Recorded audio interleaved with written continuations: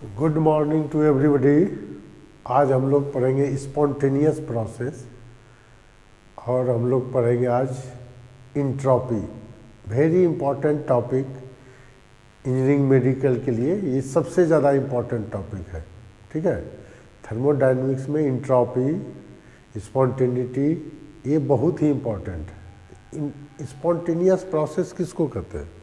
वैसा प्रोसेस जो इटसेल्फ हो या सम आफ्टर सम इनिशिएशन, यानी कुछ पुश कर दिए, कुछ एनर्जी दे दिए, तब उसको बोलते हैं हम लोग स्पॉन्टेनियस प्रोसेस। तो स्पॉन्टेनियस प्रोसेस का बहुत एग्जाम्पल है। जितना भी नेचुरल प्रोसेस, इरिवर्सिबल प्रोसेस है, सब क्या होता है? सब होता है आपका स्पॉन्टेनियस प्रोसेस। तो स्पॉन्टेनियस प्रोसेस में आप पढ़ेंगे कि electricity flow from high potential to low potential, water flow from high level to low level, volcanic eruption, combustion of coal, ये सब डिफरेंट जो है एग्जाम्पल लिखा हुआ है। क्या लिखे? A process which takes place by itself, या तो अपने से हो जाए, और टेक्स प्लेस बाय इनिशिएशन, कुछ एनर्जी दिए, इनिशिएट कर दिए। जैसे कोल अपने से नहीं जलेगा, उसमें स्टार्ट कर दिए, कंबस्शन आग लगा दिए, उसके बाद वो कंटिन्यूअसली जलेगा। तो some takes place initiation is called spontaneous process. Heat flow from hot body to cold body, electricity flow from high potential to low potential, mixing of gas, rusting of iron. Iron जो होता है higher energetic condition में होता है, pure, वो अपने आप lower energy के तरफ जाना सोचेगा। तो ये स्पॉन्टेनियस है, आप कुछ नहीं कर रहे हैं उसमें, लेकिन वो रस्टिंग होगा उसका। बर्निंग ऑफ कोल, इसमें इनिशिएशन का ज़रूरत है। Water flow from high level to low level, ये अपने हो जाता है, इसमें कुछ करना नहीं रहता है। वोल्केनिक इरप्शन, ये सब क्या है? This process are natural process and irreversible. ये जितना भी पढ़े हम लोग, ये क्या पढ़े? नेचुरल है और इरिवर्सिबल है।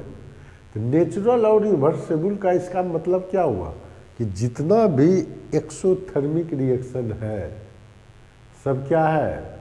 स्पॉन्टेनियस प्रोसेस नहीं। लेकिन कुछ प्रोसेस जो है, जो कि अपने होता है, जिसे हम लोग मेल्टिंग ऑफ आयरन करते हैं, मेल्टिंग ऑफ आइस, उसमें हीट गेन करता है, लेकिन ये भी नेचुरल प्रोसेस नहीं।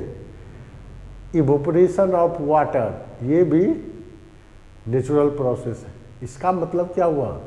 कुछ अदर रीजन है कि सिर्फ इंथैल्पी पर स्पॉन्टेनियस प्रोसेस डिपेंड नहीं करता है। ऐसा नहीं कि डेल्टा एच निगेटिव है तो वो स्पॉन्टेनियस है, ये मेन रीजन नहीं है। तब सेकेंड लॉ में फिर इंट्रॉपी टर्म आया।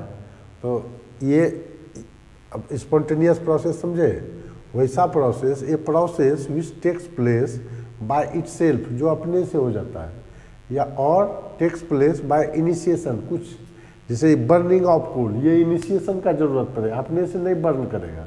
कोल रखा हुआ है, रखा रह जाएगा, लेकिन उसमें कुछ इनिशिएशन कर दिए तो फिर बर्निंग शुरू हो गया। लेकिन और सब क्या है? नेचुरल प्रोसेस है। ठीक है, ये सब आपका स्पॉन्टेनियस प्रोसेस हुआ। अब हम लोग देखते हैं रीजन। अब हम लोग देखते हैं कि स्पॉन्टेनिटी का क्या क्या रीजन है। तो जितना भी स्पॉन्टेनियस प्रोसेस था, तो in spontaneous process decrease in internal energy, जैसे हाई टेम्परेचर से लो टेम्परेचर की तरफ जाएगा तो टेम्परेचर क्या होगा? इंटरनल एनर्जी डिक्रीज करेगा। इंथैल्पी भी डिक्रीज करता है। It means only exothermic reaction is spontaneous. इसका मतलब क्या हुआ? सिर्फ एक्सोथर्मिक रिएक्शन ही क्या है? स्पॉन्टेनियस रिएक्शन है। बट लेकिन melting of ice, evaporation of water is a exothermic reaction, is a endothermic reaction. Melting कब होगा?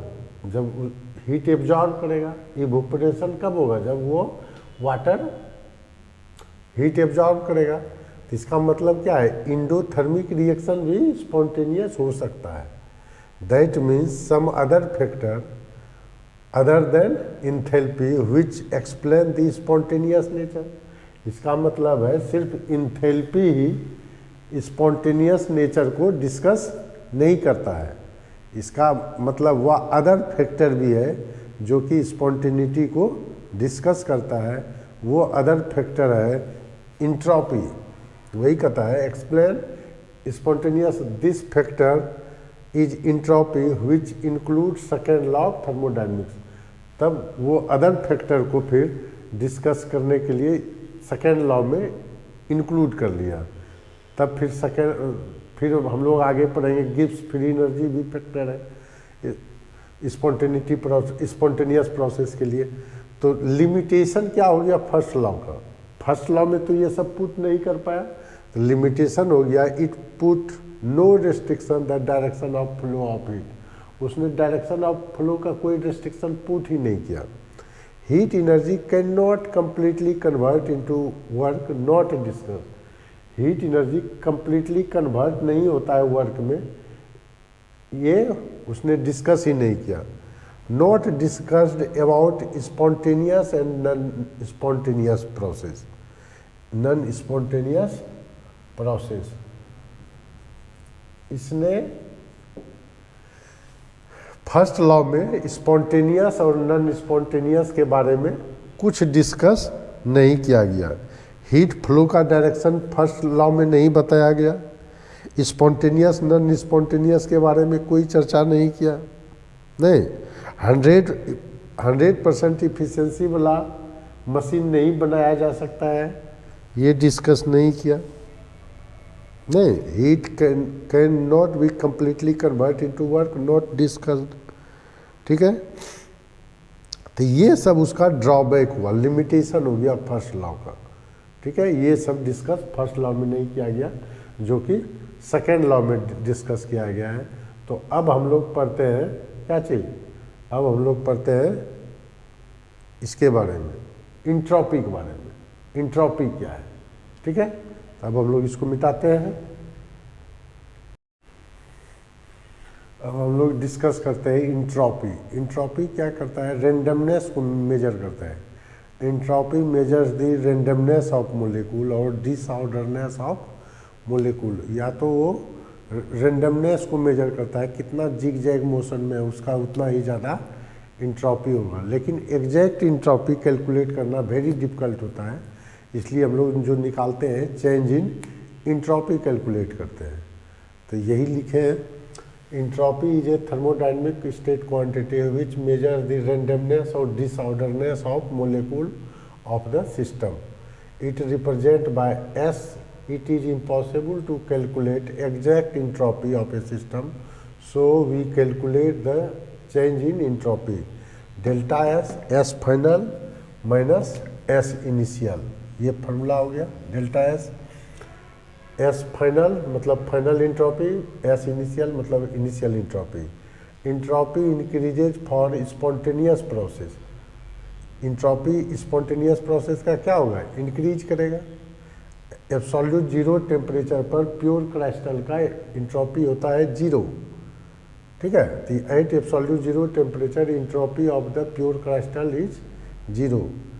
The absolute entropy of a substance at 298 kelvin and 1 atmospheric pressure is called standard entropy.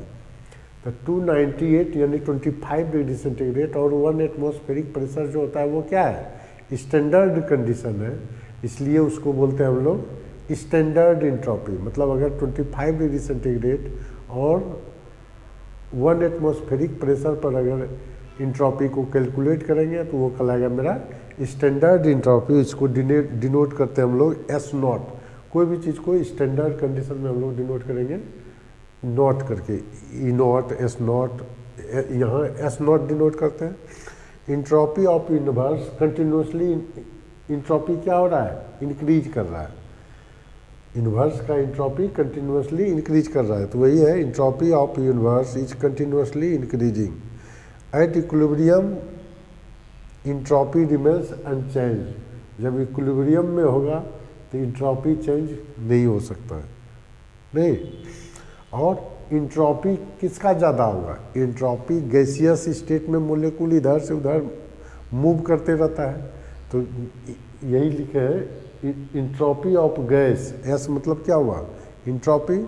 Entropy of gas greater than entropy of solid liquid greater than entropy of solid. मतलब solid state में मोलेकुल क्या होता है? Fixed position पे रहता है, move नहीं के बराबर करता है। लिक्विड स्टेट में थोड़ा मूव करता है, गैसियस स्टेट में मूव करते रहता है। तो entropy measures the randomness of molecule और डिसऑर्डरनेस ऑफ मोलेकुल। तो सॉलिड में क्या होता है? क्रिस्टलाइन सॉलिड में तो मोलेकुल एकदम ऑर्डर में रहता है, एटम मोलेकुल आयन जिस चीज़ का भी बनाओ वो क्या होता है? ऑर्डर में रहता है, तो उसका इंट्रॉपी सबसे कम होगा। लिक्विड में इधर से उधर मूव करता है लिक्विड मोलेकुल, तो उसका डिसऑर्डरनेस बढ़ गया। गैस स्टेट में गैसियस स्टेट में सबसे ज़्यादा मूव करता है, इसलिए उसका इंट्रॉपी बढ़ते जाता है। तो करने का मतलब हुआ जो जितना ज़्यादा इधर से उधर मोलेकुल मूव करेगा, इंट्रॉपी उतना ही क्या होगा? उसका इंक्रीज करते जाएगा। तो ये सब है इंट्रॉपी। अब हम लोग नेक्स्ट पढ़ेंगे इंट्रॉपी चेंज रिप्रेजेंट। इंट्रॉपी का क्या फार्मूला होगा ये हम लोग डिस्कस करेंगे, ठीक है। इसका स्क्रीनशॉट ले लीजिए। अब हम लोग देखते हैं डेल्टा एस पॉजिटिव कब होगा। डेल्टा एस पॉजिटिव के लिए हमको क्या चाहिए? डेल्टा एस क्या होता है? डेल्टा एस होता है S final minus S initial, मतलब final entropy minus initial entropy. अगर S final greater than S initial हो तो डेल्टा एस क्या हो जाएगा? देन डेल्टा एस पॉजिटिव होगा। नहीं, when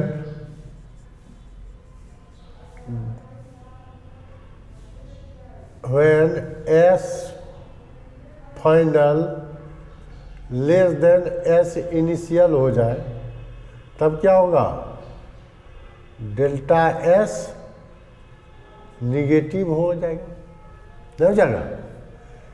S final minus S initial, delta S negative का क्या मतलब हुआ? Decrease in entropy, decrease in entropy. इसको क्या पढ़ेंगे? इंक्रीज इन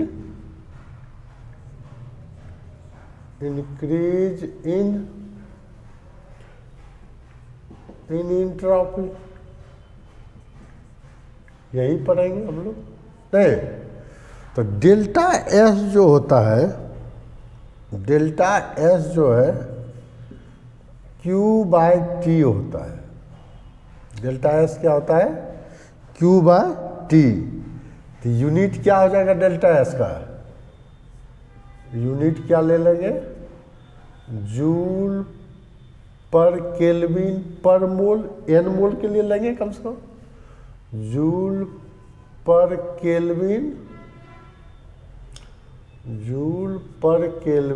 पर मोल, नहीं कुछ है तो 1 मोल है Q/T, नहीं जूल पर केल्विन पर मोल। तो Q यहाँ क्या था? Q था quantity of heat supplied, quantity of heat supplied, heat supplied. T क्या है? टेम्परेचर, T है आपका टेम्परेचर।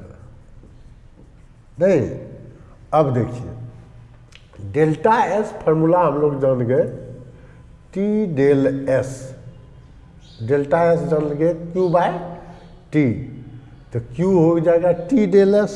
नहीं, अब देखिए इंट्रॉपी चेंज करता है ड्यूरिंग फेज ट्रांसफॉर्मेशन। तो इंट्रॉपी हम लोग पढ़ लेते हैं, entropy change during phase transition, phase transition. Phase transition के दौरान इंट्रॉपी क्या लेंगे? तो मान लीजिए मेल्ट कर रहा है, तो सॉलिड से लिक्विड, या वेपोराइजेशन हो रहा है, या सब्लिमेशन हो रहा है। तो मान लीजिए for sublimation,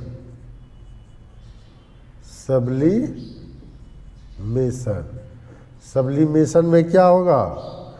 delta S, sublimation क्या होगा? डेल्टा एच बाई टी, यही ना होगा, delta H sublimation by T sublimation. नहीं, फॉर फ्यूजन, फ्यूजन का केस मान लीजिए आ जाए, तो क्या होगा? डेल्टा एस फ्यूजन क्या हो जाएगा?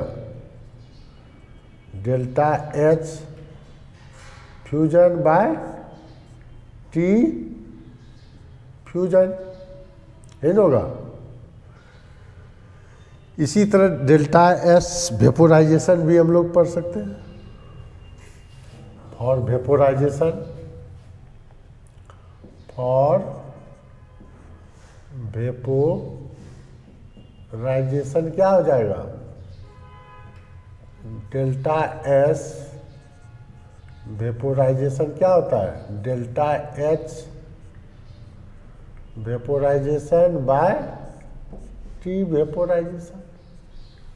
तो ये सब तो हम लोग पढ़ लिए, ये सब जानना है कि सबका दिया रहेगा। डेल्टा एच सब्लिमेशन का केस रहेगा, फ्यूजन का केस रहेगा, जो जिसका केस रहेगा, ठीक है।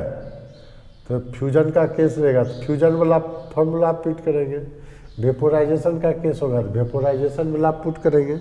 इस तरह से हम लोग निकाल लेंगे। अब हम लोग को निकालना है for reversible isothermal process, for reversible isothermal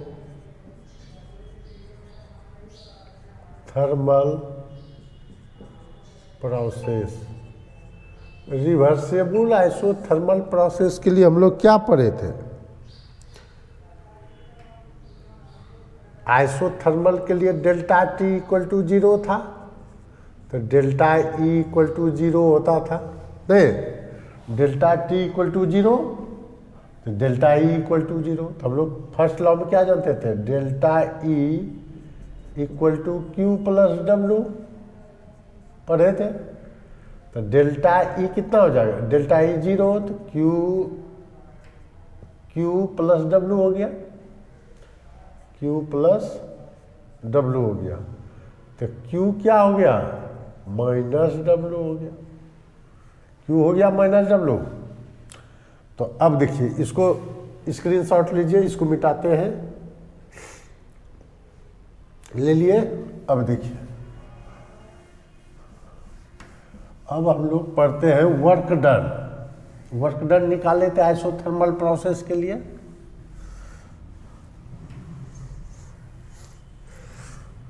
हम लोग क्या पढ़े थे? Work done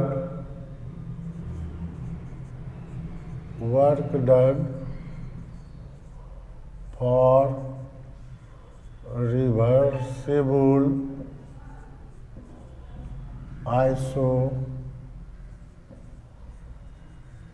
isothermal, work done for reversible isothermal process, work done for reversible isothermal process. क्या पढ़े थे? वर्क डन क्या था मेरा आइसोथर्मल प्रोसेस के लिए? -2.303 nRT log V2/V1 या P1/P2 था। वर्क डन को हम लोग क्या लिख सकते हैं, यहाँ देखिए वर्क डन को हम लोग सकते हैं -Q लिख सकते हैं। तो इसको लिखिए -Q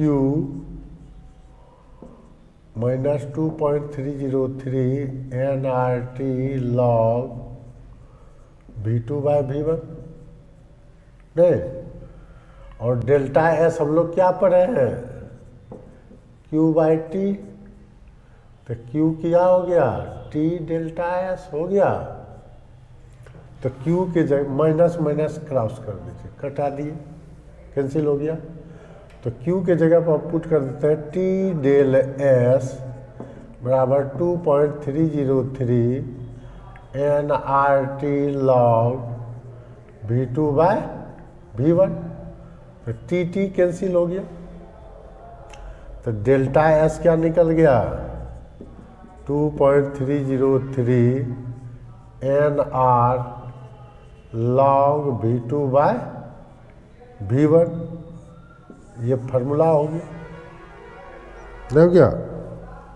या इसी को हम लोग लिख सकते हैं delta S 2.303 nR log P1/P2।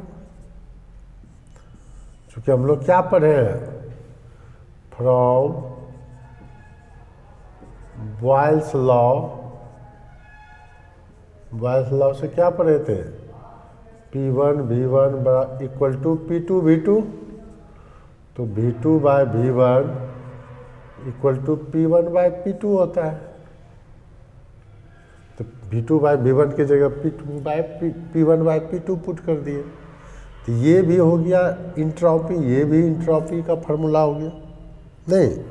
तो इस तरह से हम लोग इंट्रॉपी का केस देख लिए, नहीं, इंट्रॉपी पढ़ लिए। अब देखिए इंट्रॉपी पढ़ लिए, तो अब थोड़ा हम लोग पढ़ लेते हैं, इसका न्यूमेरिकल एक आध गो बना लेते हैं। इसका स्क्रीनशॉट लीजिए। अभी इंट्रॉपी का हम लोग न्यूमेरिकल सॉल्व करेंगे, ठीक है, हो गया। अब देखिए क्वेश्चन,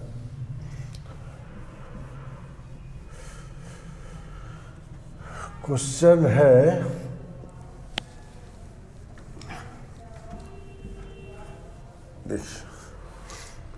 क्वेश्चन कहता है the enthalpy change for transition, the enthalpy change for transition of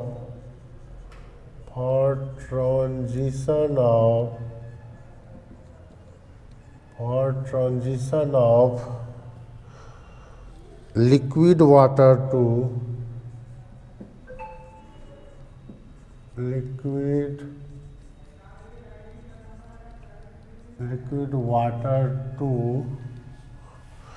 steam is 40.8 kilojoule per mole, ठीक है, at 373 kelvin. Calculate delta S for the process, calculate the delta S for the process. तो delta S निकालने के लिए हम लोग को क्या चाहिए, डेल्टा एस बराबर Q/T चाहिए, नहीं। तो कहता है ट्रांजिशन लिक्विड टू स्टीम बन रहा है, यानी वेपोराइजेशन का केस है। तो यहाँ पर क्या पुट करेंगे, delta H vaporisation by T vaporisation. Delta H दिया हुआ है आपको किस में, जूल में बदल देते हैं उसको, 40.8 इंटू 1000 जूल पर मोल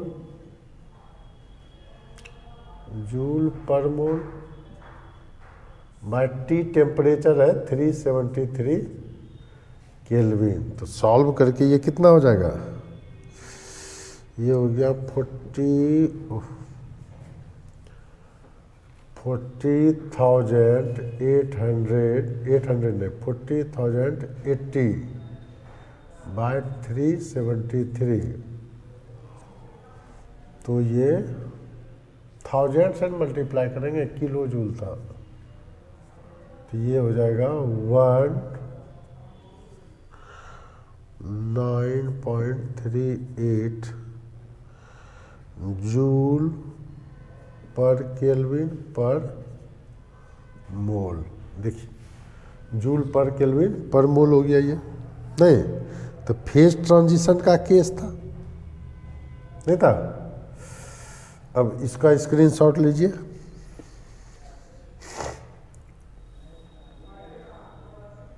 ले लिया। सेकेंड देखिए,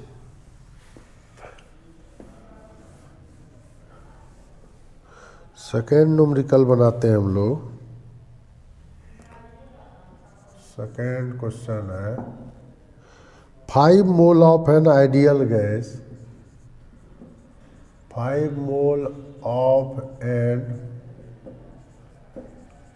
ideal gas expand reversibly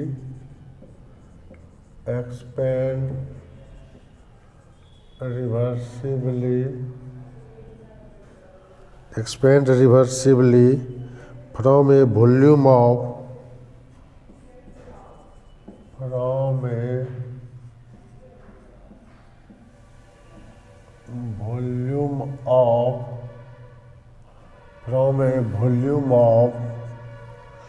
8 dm cube to 80 dm cube at an temperature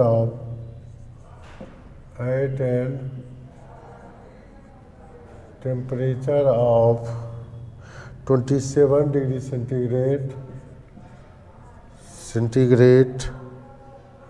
Calculate change in entropy. Calculate the change in entropy. Change in entropy क्या हो जाएगा, देखिए वॉल्यूम मोल दिया हुआ है, वॉल्यूम दिया हुआ है, तो इंट्रॉपी के लिए हम लोग क्या पढ़े थे, delta S N R log V2 by V1। N 5 mole, N दिया हुआ है 5 मोल, V2 है आपका, इसे कर लीजिए, एन है आपका 5 मोल, V2 है 80 dm क्यूब, V1 है आपका 8 dm क्यूब, नहीं तो क्या निकालेंगे, डेल्टा एस बराबर क्या फार्मूला पढ़े थे, एन आर लॉग, आर तो जानवे करते हैं कितना होता है 8.314,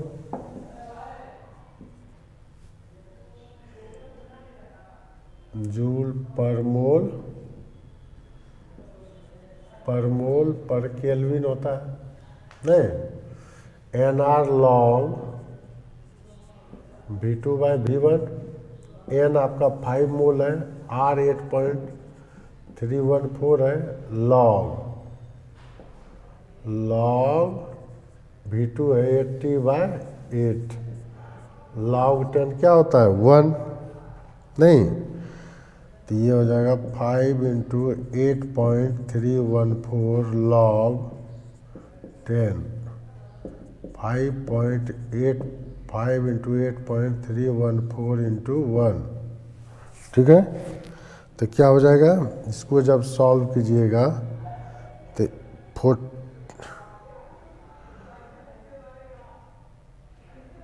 2.303 छूट गया है ना। ओहो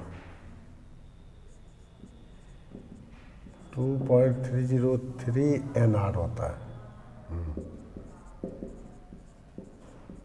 ठीक है,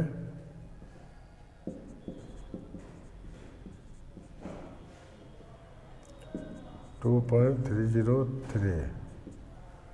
तो इसको जब सॉल्व करेंगे 80 तो ज़्यादा करीब करीब आ जाएगा। कैलकुलेट करते हैं 95.73 जूल पर केल्विन। ठीक है, इतना आ जाएगा।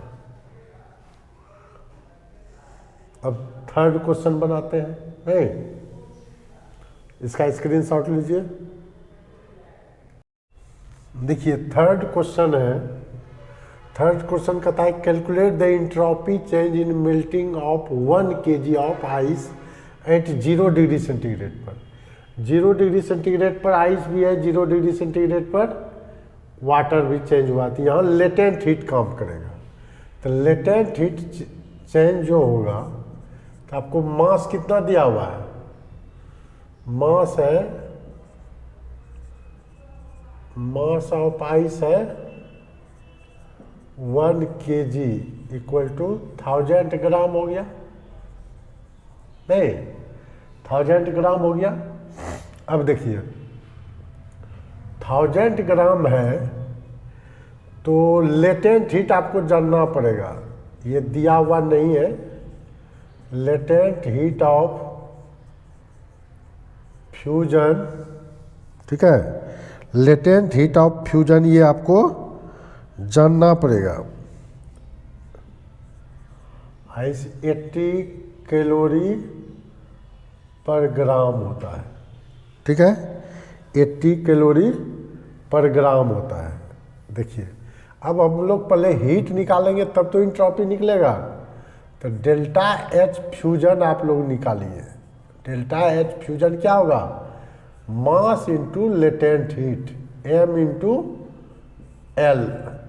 एल हुआ लेटेंट हीट। ये जो हो गया latent heat of fusion, latent heat है, latent heat of fusion of ice, fusion latent heat of fusion of ice,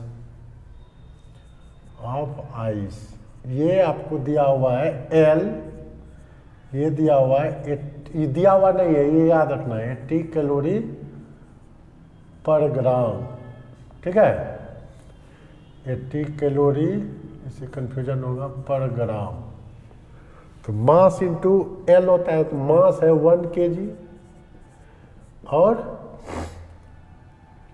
ये है आपको 80। तो 80,000 क्या निकल गया, ग्राम ग्राम कट गया, 80,000 कैलोरी निकला।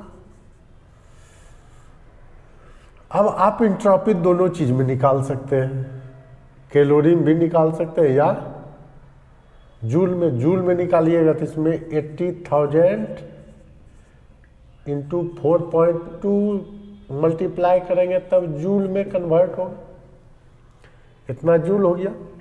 तब इंट्रॉपी हम लोग निकालेंगे। चेंज इन इंट्रॉपी क्या होता है, delta H fusion by T fusion पढ़े थे। तो टी फ्यूजन क्या होगा, 0 डिग्री पर ही है तो 273 केल्विन। तो 80,000 इंटू 4.2 बाय 273। ठीक है, इसको सॉल्व करेंगे तो ये हो जाएगा 1230.76 जूल, जूल पर केल्विन, जूल पर केल्विन में निकल गया इतना। ग्राम में लिए थे, पर ग्राम भी दे सकते हैं, मोल भी, चूँकि इसमें तो पर ग्राम भी निकल गया, ग्राम में लिए थे इस बार। जूल पर केल्विन पर ग्राम, इस तरह से भी आपको डेल्टा एच फ्यूजन नहीं दिया हुआ रहे, इक्वेशन के टर्म में भी दे सकता है, तब आपको निकालना है। ठीक है, इस तरह से हम लोग तीसरा भी पढ़ लिए। अब देखिए, इसको पढ़ लिए, अब फोर्थ नंबर देखते हैं और क्या है। इसको मिटा दें, स्क्रीनशॉट ले लीजिए। अब देखिए नेक्स्ट क्वेश्चन कहता है the enthalpy of vaporization of a liquid is 30 kilo joule per mole. तो इंथैल्पी ऑफ वेपोराइजेशन दिया हुआ है। इंथैल्पी ऑफ वेपोराइजेशन मतलब क्या हो गया, डेल्टा एच वेपोराइजेशन कितना है, 30 किलो जूल है पर मोल। तो इसको हम लोग चेंज कर लेंगे, 30,000 जूल पर मोल हो गया। और कहता है इंट्रॉपी ऑफ वेपोराइजेशन इज इतना, डेल्टा एस वेपोराइजेशन है आपका 75 जूल पर मोल पर केल्विन, ये दिया हुआ है नहीं। तो हम लोग क्या पढ़ते थे, delta S equal to delta H vaporisation by T vaporisation.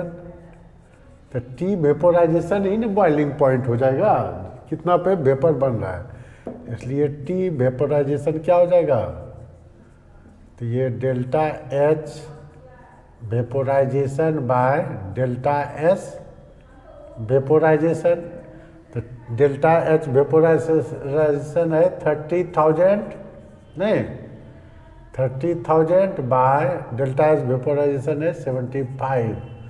तो 75 इंटू 4 कितना होता है, 300। तो 400 से कैंसिल हो गया, तो 400 केल्विन निकल गया आपका।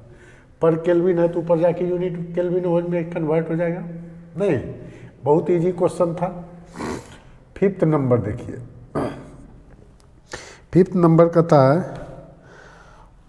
What temperature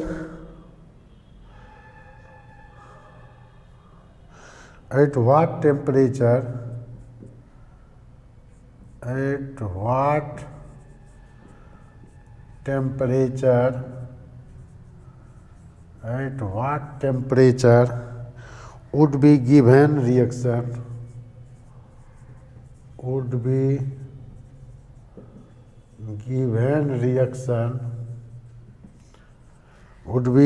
reaction become